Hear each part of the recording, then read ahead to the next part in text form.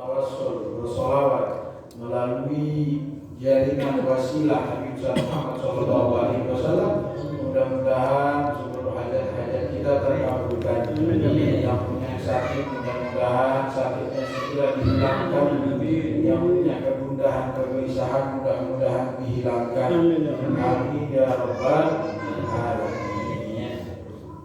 Gak bakal panjang lebar di dalam pembukaan, langsung kita kepada kajian kitab rutinan kita.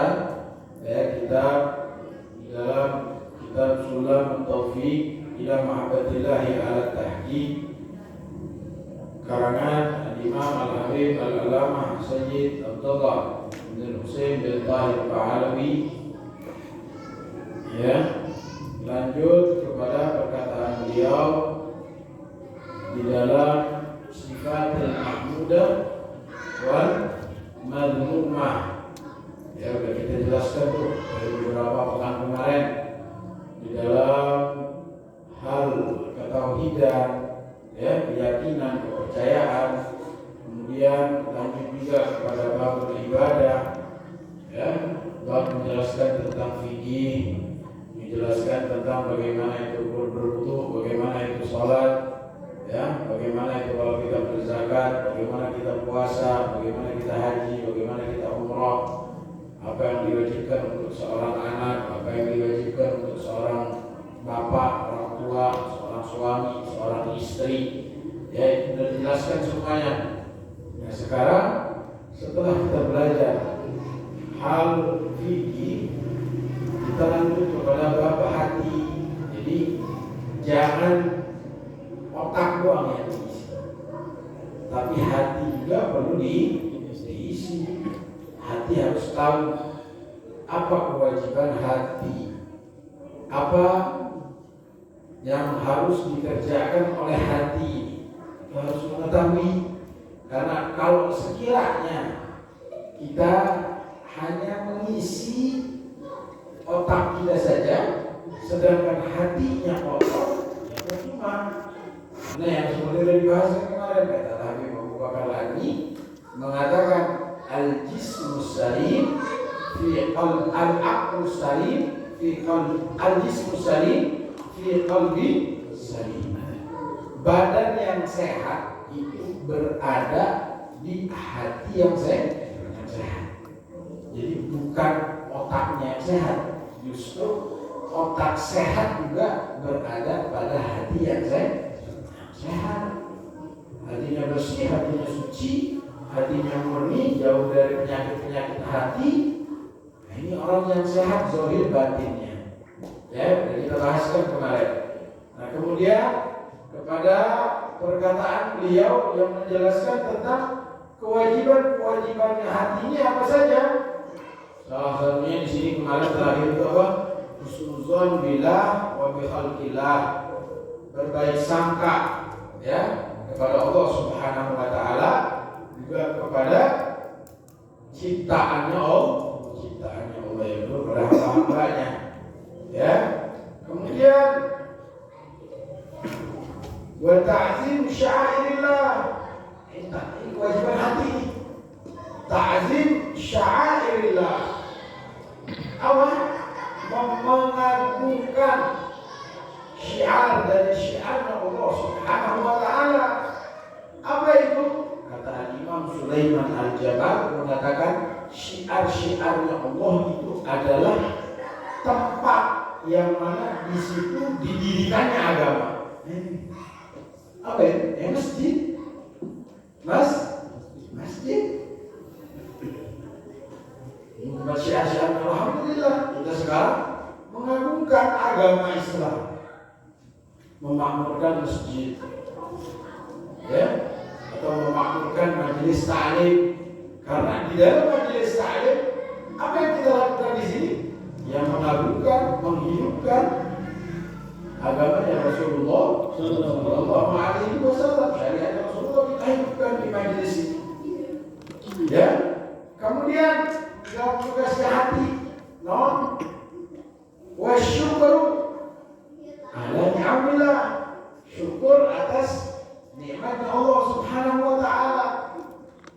Apa syukur atas nikmat nikmatnya Allah Subhanahu wa taala. Syukur atas nikmatnya Allah itu terbagi. Ada yang dengan mulut, ya, terbagi dengan mulut, terbagi juga dengan anggota tubuh, juga terbagi dengan yang namanya hati. Ya, kalau misalkan syukur dengan lisan itu apa? Alhamdulillah, syukur nih. Kita ucap alhamdulillah. Ini kita syukur kepada Allah Subhanahu wa taala dengan mulut dengan mulut kita. Kemudian syukur dengan yang namanya al-jawarih, anggota badan. Kayak gimana tuh syukur dengan anggota badan? Ya kita menggunakan anggota badan tersebut di dalam ketaatan kepada Allah Subhanahu wa taala. Menjauhi segala maksiat yang Allah larang untuk kita. Ya, Allah menciptakan kita untuk apa? Untuk beribadah. Berarti kalau misalnya kita melakukan ibadah tersebut, kita termasuk bersyukur. Kenapa? Karena Allah Subhanahu wa taala telah memberi kenikmatan juga kepada kita. Ya, telah memberikan kenikmatan kepada kita. Justru katanya ada beberapa di sini yang mengatakan bahwa nikmat, nikmat yang mungkin hanya kita pahami dengan yang namanya duit. Duit. Orang tengah rasakan nikmat, kadang lain nikmat mulai. Jadi nikmatnya orang dia benar-benar dirasakan. Kalau benar-benar dirasakan orang tengah ada duit. Karena ayat duit ukur HPT bisa. Oh, duit tenang tak? Esek. Kali udah giling jangan duit. Ibadah tinggal tu. Padahal kata Rasulullah Sallallahu Alaihi Wasallam, apa? Inna rizqa, sesungguhnya rezeki katanya. La yatlubul abda kama yatlubuhu ajabu. Sesungguhnya rezeki itu bakal mencari seorang hamba sebagaimana ajal mencari seorang hamba. Kata Rasulullah, rezeki mah bakal neangan jelema. Jika malaikat Israfil, neangan jelema. Rezeki kalau misalkan kita merasakan nikmat dengan yang namanya uang, padahal Allah Subhanahu wa taala itu memberikan nikmat kepada kita sekarang aja ada nikmat. Apa nikmatnya sekarang? Ngaji sekali. Ya, kajian, ngaji. Banyak orang di luar sana malu era kaji. Justru era mah ngaji. Maka di era Habib itu tes, Habib itu kita ceramah, benar ya? Duduk, sholawatan bareng, tawasulan bareng, ya kan? Habisnya dengerin bareng-bareng, habisnya makan bareng-bareng. Oke, sesama. Jadi majelis ta'lim ba'alawi ini zahir terisi, batin itu terisi. Alhamdulillah. Ya, kita harus ngaji dulu yang namanya syukur kepada nikmatnya Allah Subhanahu wa ta'ala. La in syakartum la azidannakum wa la in kafartum inna adzabi lasyadid. Kalau kita syukur, tambahkan lagi sama Allah. Bentuk syukur kita apa?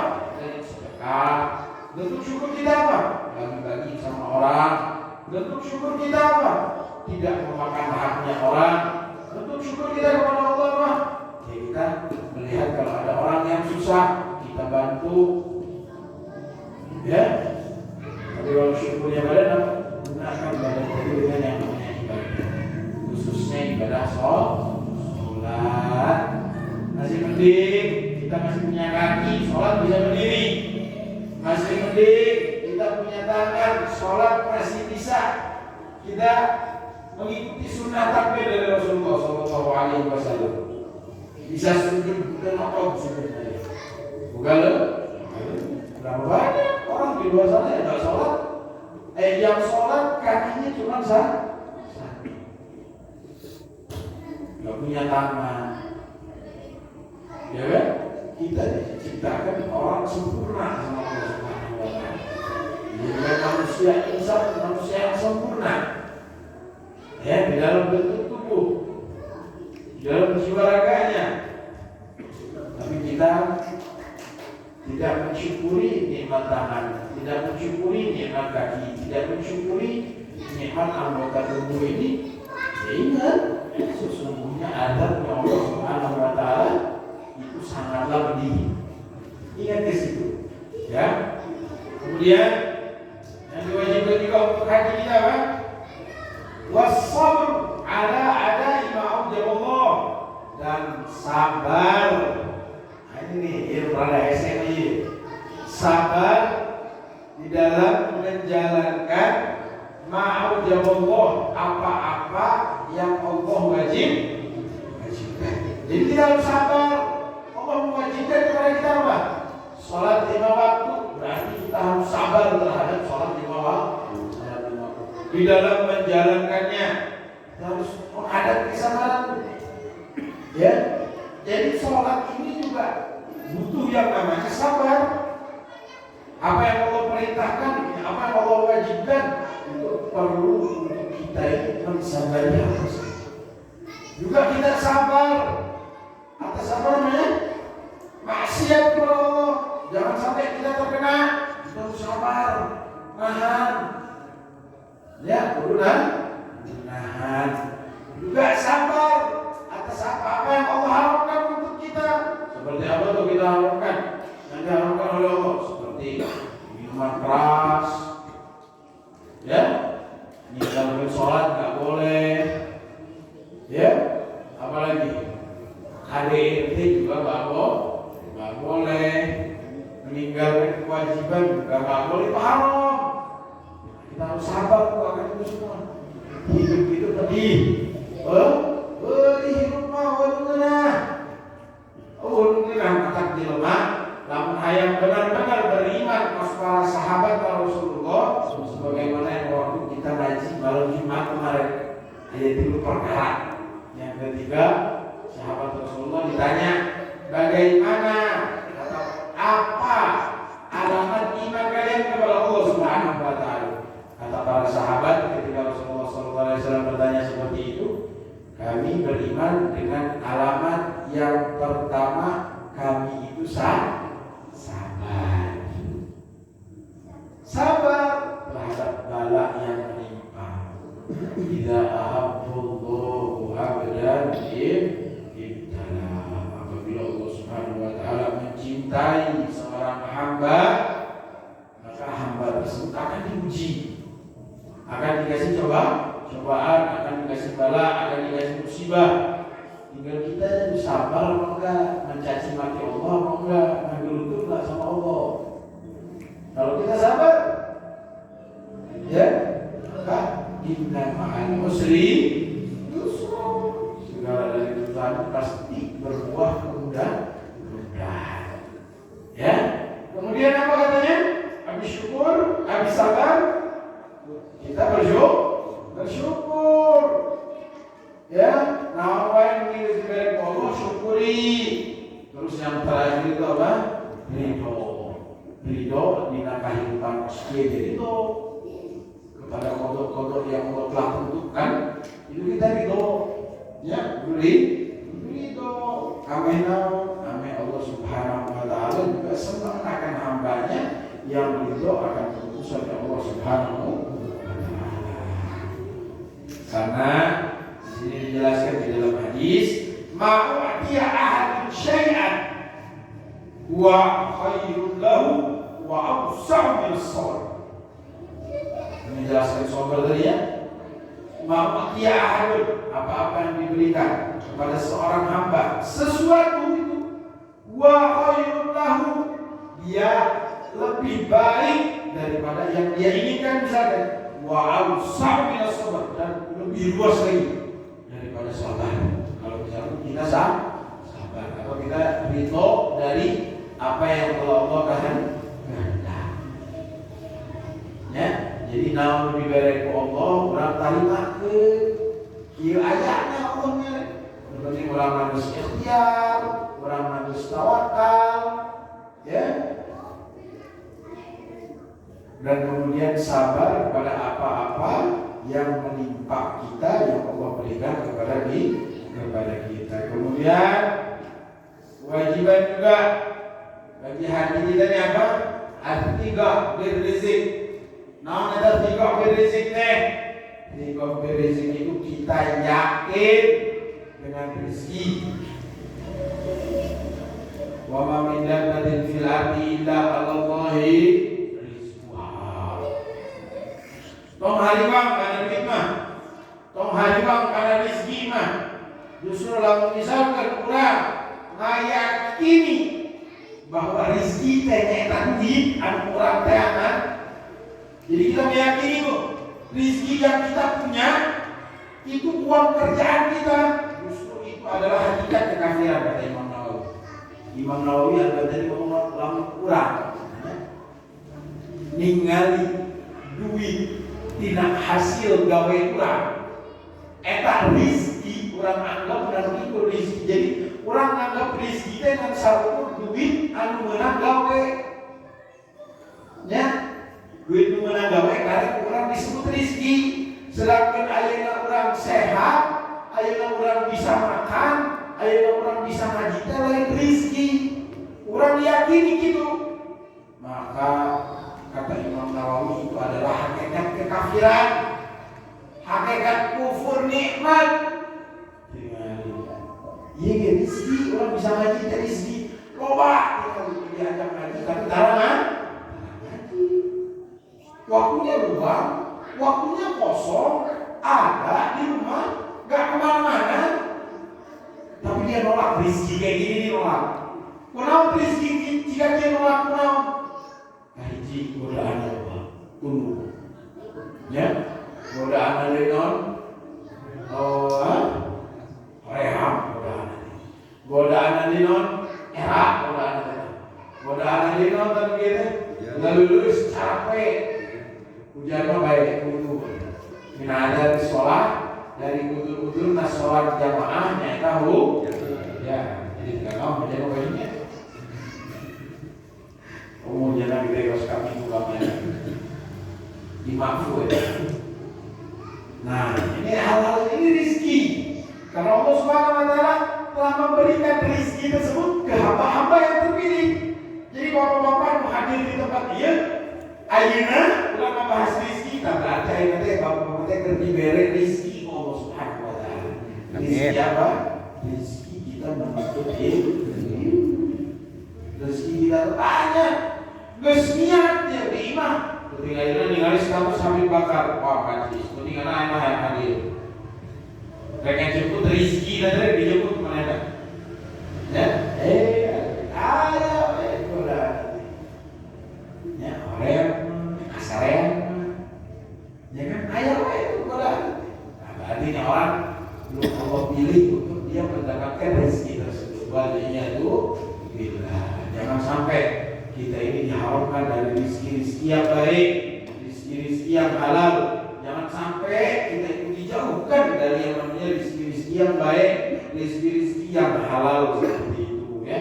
Jadi sesungguhnya rezeki itu bukan hanya dari perkara uang, tapi rezeki itu juga seperti Allah memberikan nikmat kepada kita, itu rezeki buat kita, rezeki buat kita.